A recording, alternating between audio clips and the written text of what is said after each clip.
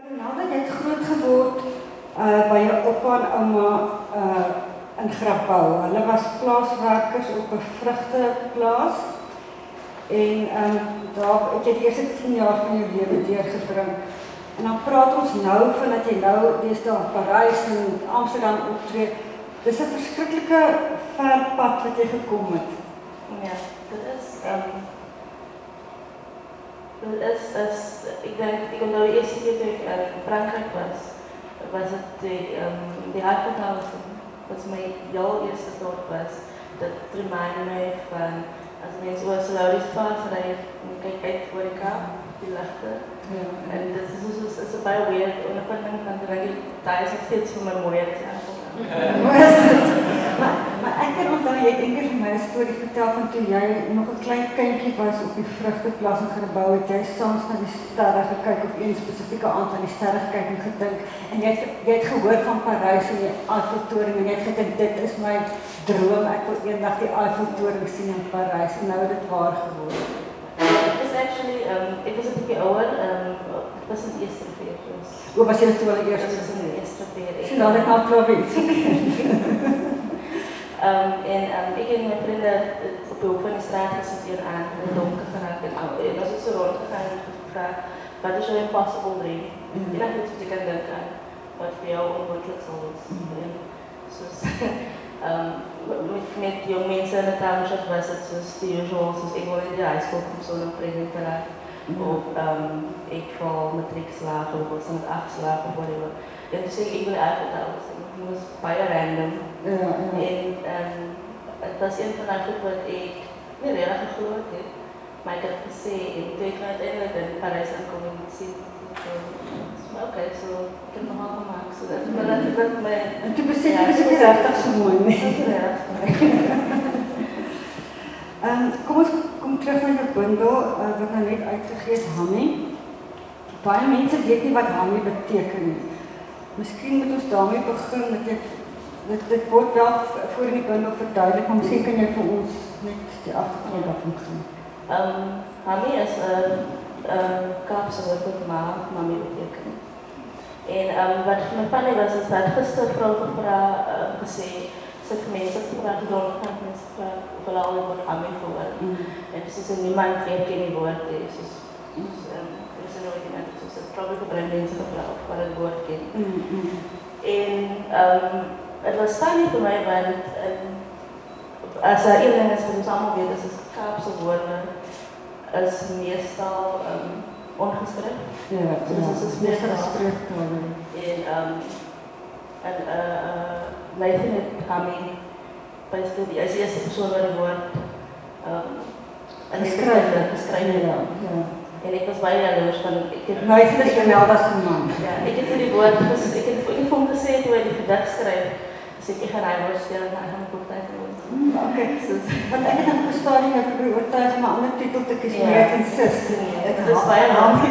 Is veral vir my omdat Hammy is so ding van as 'n mens van uit different streke as jy verskillende streke groot word. Soos as ek in Grabouw moes gebly het, het ek vrou vir my ma gesê mama of iets anders. Maar toe Kaap toe gekom het, die taal wat ek vir haar aangespreek het in Kaapse woord.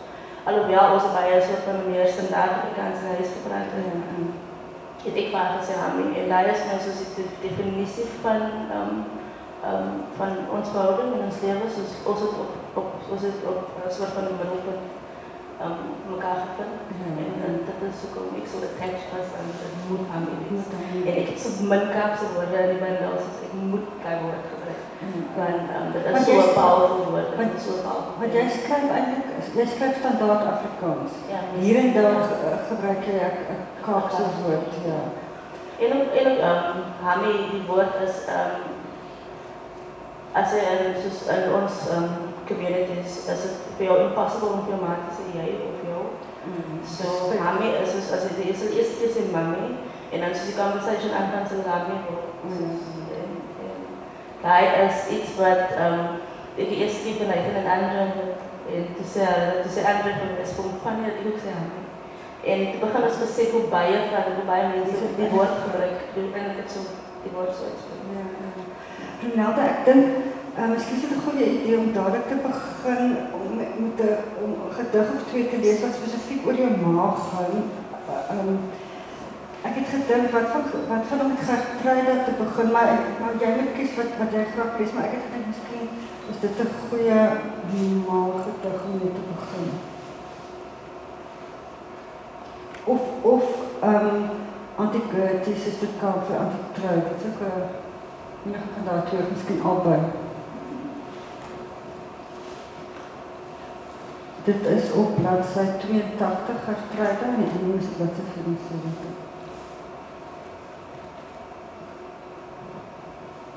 Gertruida. My ma is gemaak van vlees en been. Haar stem is 'n boom wat skeef gegroei. Haar oë is 'n gewonde dier. Haar neus is 'n naald en haar liggaam is gekneus soos vrugte onder in die bek. My ma is bang dood met 'n stuk in haar hart. Ek tel die glasstukkies op en begrawe dit onder my vel. Dan bladsy 74.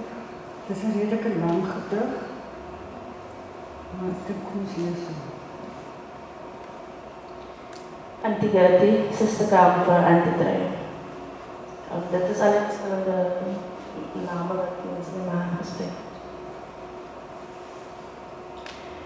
Ek staan by die voordeur soos 'n bouncer. Toe die lights waar optrek word alles stil. Dis my ma in die kus. My ma, my ma, my ma, my ma. My enigste eie ma. 'n klomp van haar werkmense kom ingestap. Auntie Priscilla, Auntie Joni, Suster Blommie, Auntie Ena. En my ma se lewe speel vir my af. Die was wie sy was. Nie die vrou in die huis nie. Sy was die vrou in die spysfabriek, met die overalls aan en 'n helmet op haar kop, wat geryk het na garlic en olives en skoonmaak chemicals. My ma was 'n vrou wat net gereed het op my kindstasie, omdat die treine laat was en vir weke aan een verkoue was. Die vrou wat haar siek lief gehou het vir wanneer iemand anders in die huis siek raak. My ma is die vrou wat op Kuilsrivier amper flauw geval het in 'n voltrein. My ma is die vrou wat hoes by die voordeur ingekom het met warm klere vir haar kinders. My ma is die vrou wat gaan slaap het en verwaard wakker geword het.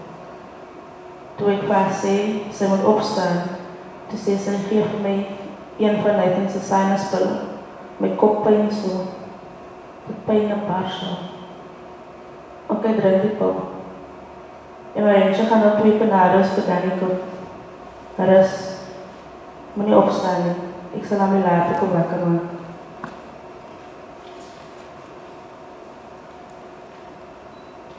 Ami, skrik wakker. Nathan en ma wil die wakker skrik nie. Ami, asseblief skrik wakker, Ami. Drink 'n bietjie water. Kan Ami my hoor? Sluk. Vat net 'n slukkie asseblief. Vat net 'n slukkie. En die oudere my ma wil die wakker skrik nie, weet jy wat om te maak nie. My ma sy wil die wakker skrik aan die oudere, my ma kan nie praat nie. Sy kan nie wakker word nie. Help my as my dokter toe gaan. My ma is 'n vrou in die kar wat ek kan beweeg nie. Sy kyk vir my en huil. Ek lig haar kop op en sit dit teen my skouer. Ek sê vir haar, Ami gaan oké wees. Ons gaan na hospitaal toe. My ma is 'n vrou wat ek in die hospitaal bed los. Die dokter doen toetse. Ek staan op en gaan staan op haar voorkop. Ek fluister, ek kom môreoggend vroeg. Alles is nou oké. Ek is oké. Ellie en Ethan is oké. Sien jou môreoggend. Toe ek by die deur uitstap en waar agterna kyk, weet ek moes gebly het. Dit is wat haar oor gevra het. Maar ek is huis toe. Want daar was mense. Ek moes gaan kos maak. En ek was pregnant. En ek is sorry. Ek het gedink sy gaan oké wees. Dankie, Renelde. Die eerste 10 jaar van jou lewe het jy sonder jou maag groot geword, want jy was toe by jou oupa en ouma. Toe jy Kaapse vlakte toe teruggetrek op jou 10de om by jou maale aangesluit eerste. Ja. Hm? Je partner is al weer. Is dit al weer verkeerd? Ik was omtrent 13. Was het al een plek heeft gepland, maar toen terug is het eerste 4. En ja, het was een groot lied van baie rustige genres, lang en dan Black Youth wat een beetje meer, wat baie rustig is. Dus met die een soort van die opposite van wat eerste 4 is. Ja. En toe eerste rivier, toe kom jy, ek bedoel, jy was aan 'n plaaskind, kom jy toe vir die eerste keer in aanraking met 'n omgewing waar die gangs eintlik half die storie gerun het. En hoe het dit jou geaffekteer? Het was vreemd, want het was alsof ik nooit mezelf redelijk allowed om iets in te vatten. Ik heb goed gezien en dan zal ik het gewoon dat was ik maar wat geworden is.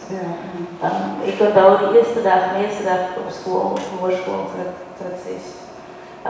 Ik was in de klas ingekomen, toen was ik een oude gebeurd in de klas waar ik schoolkleren aan had. En toen die een oude pijl uit zijn rugzak gehaald.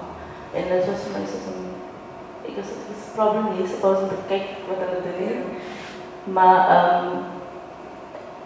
daar was een tijd voor enig iemand om voor mij te explainen het balans van wat in die rol is. Het is een soort van, het is vanaf groot wordt in manier van. Het is zeker een verschrikkelijke cultuurschok voor jou geweest. Dat was, maar ik denk bij 13 was ik al klaar bij een kant in, je wijs in, op mijn eigen uit, zo, en dat is voor mij een soort van. Want jij zei je was van jongs af, was je kind dat je was en je hebt niet veel gepraat nie. Onder wat omstandigheden zou je dan toch wel praten? Wie zou jou uit jou stilte uitbrengen? Als ik terugdenk aan zou het probably wees mijn opa was bij een goede story vertellen. En mijn manier, ik heb baie gauw boord geraakt met groot mensen wat met kinders conversations zit, bijvoorbeeld hulle jou patronizen. Dat is niet voor mij interesting geweest. Maar mijn opa's stories, dat was mijn manier van communiceren met groot mensen. So, als enige groot mensen met mij praten, wil ik een story vertellen. En dan is ik interested in zo dan luister ik wel. So je hebt altijd een ding gehad voor stories. Stories, ja. Vooral mijn opa's stories. En wat interessant is daar vind is, toen ik uiteindelijk terugtreed naar mijn maat toe, was daar hoe ik wel communiceerde. Dus ik kon niet, het was open tussen ons, omdat ik zo groot was. Dus ik kon me niet zeggen of whatever. Ja, want toen je de eerste keer eigenlijk wel woont tussen je ouders. Ja, dus dan heb ik mezelf bij een mature. En so mijn manier van de apparaat om te bouwen met ouders om van te vragen of de stories te vertellen, of niet, zoals hoe dat laatste zijn ook was. Ja, en dat was awesome. Oké, kom ons gaan weer terug naar die bundel toe. Die bundel is opgedra aan jou suster Alison. Jy skryf ook 'n hele paar gedigte oor haar en jy het ook 'n besondere band. Daar's een gedig wat 'n mooi gedig oor Alison wat ek dink jy vir ons moet voorlees, is Wees lief vir mekaar. Op bladsy 94. Dink jy dit is die beste gedig om te lees oor jou verhouding met Alison?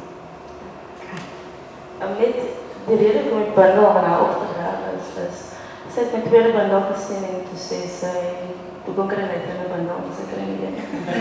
En sy sê kan ek post met haar opgedragen.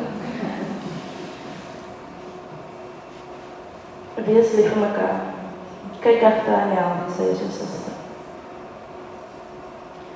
Toe ons klein was, het my suster een keer in 'n winkel weggeraak.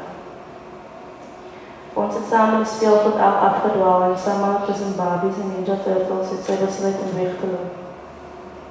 Ik kan onthou toe my ma terugkom, het sy my gegryp en gesê, as Alison weg is, maak ek jou vry. Ek wou nie hê sy moet wegwees nie. My pa het in my draai gekom en 'n giggelende Alison, haar wange pink en haar wit linde soos blinte, soos 2 vleertjies. My suster is nou al vir 2 maande gemis. Sy is op drugs. Sy steel. Sy is involved met gangsters. Sy het haar kind uitgelos. My pa het haar een keer gesien. Hy sê sy lyk soos 'n beertjie. My suster het die engel daarna saam met my ma begrawe. Sy hou nou die Bybelse hand vas. Elke aand voor ek slaap, voel my hart as dit wil bars. Ek besluit skielik sy lê dood iewers. Sy is breed vermoor en haar liggaam lê iewers in 'n bos. Dan luister ek haar favorite song wat sy vir my gespeel het na haar se dood. En voel eindeloos hartseer. My lyf word slap en ek wil plat op die vloer gaan lê, sodat die vloer my moet troos. Omdat daar niemand is wat kan help as jou baba suster vermis is nie. En al wat jy hoor is jou ma wat skel. Ek maak jou frik as alles in weg is.